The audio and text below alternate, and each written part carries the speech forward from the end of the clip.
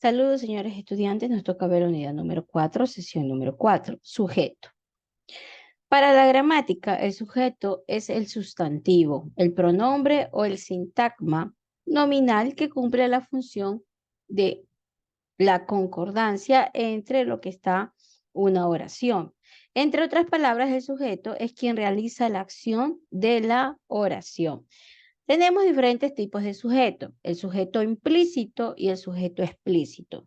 Vamos a ver de qué se trata el sujeto implícito y de qué trata el sujeto explícito, para que ustedes aprendan a diferenciar dentro de una oración donde hay un sujeto implícito y donde hay un sujeto explícito.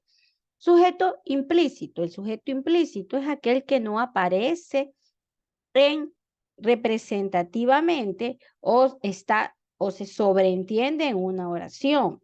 También se lo conoce como sujeto omitido, elíptico o tácito. Entonces, cuando hablamos de un sujeto donde en una oración no aparece, pero lo sobreentendemos, este es un sujeto omitido, sujeto elíptico, sujeto tácito o sujeto implícito. Es lo mismo.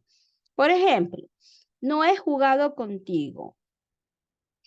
¿Dónde encontramos el sujeto? Si hacemos la pregunta, ¿no? Al verbo, ¿quién ha jugado contigo?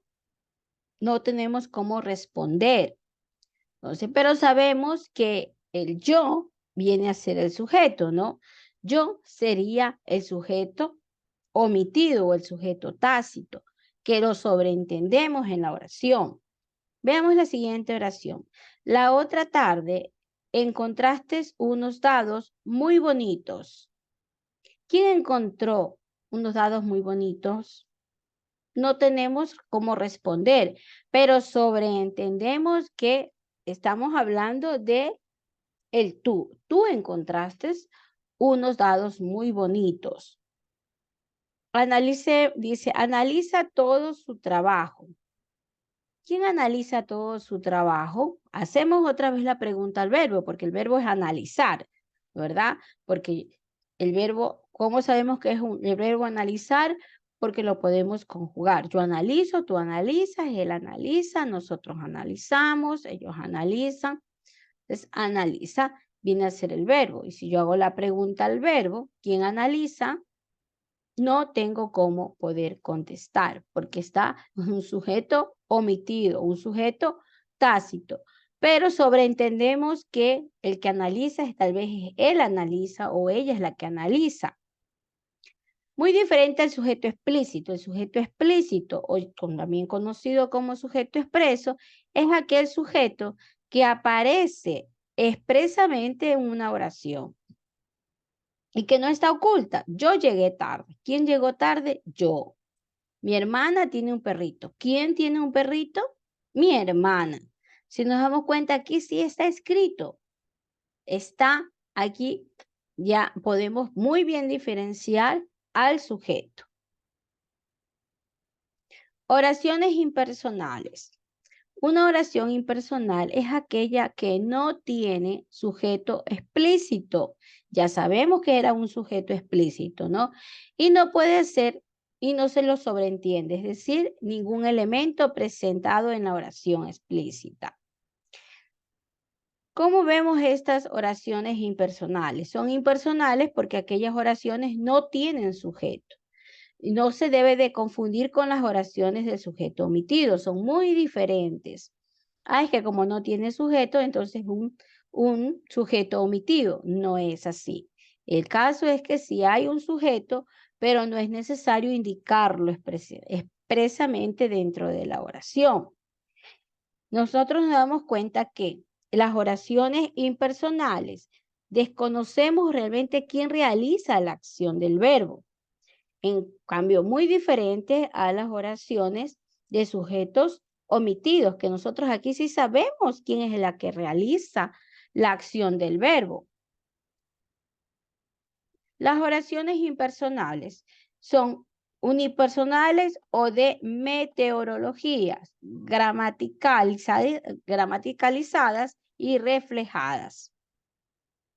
Impersonales, unipersonales o de meteorología. Son aquellas que llevan los verbos que en sí mismos se expresan meteorológicamente. Llover, nevar, granizar, ventear. Esto vienen a ser ya ver sujetos que son unipersonales. También aquellos verbos que indican partes del día, amanecer, atardecer, anochecer.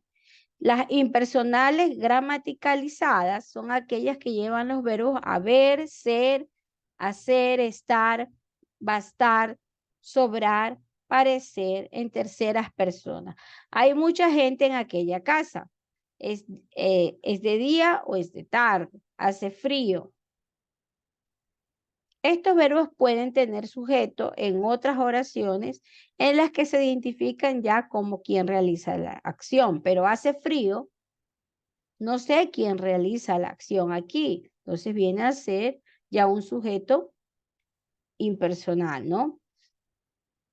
Recordemos que el verbo haber en tercera persona del singular en cualquier tiempo, como hay, hubo, había, habrá, ha habido, haya habido, ya es impersonal. Los impersonales reflejan ¿qué? Que llevan el pronombre átono se. Por ejemplo, el verbo siempre está en tercera persona del singular. Fíjate en la diferencia que hay en estas oraciones. Juan come bien en este restaurante. Se come bien en este restaurante. Vemos que aquí tenemos un átono se. Igual en la segunda oración que es impersonal, ¿no? Con esto hemos terminado la explicación de las oraciones omitidas, sujetos tácitos y oraciones lo que es impersonales. Gracias.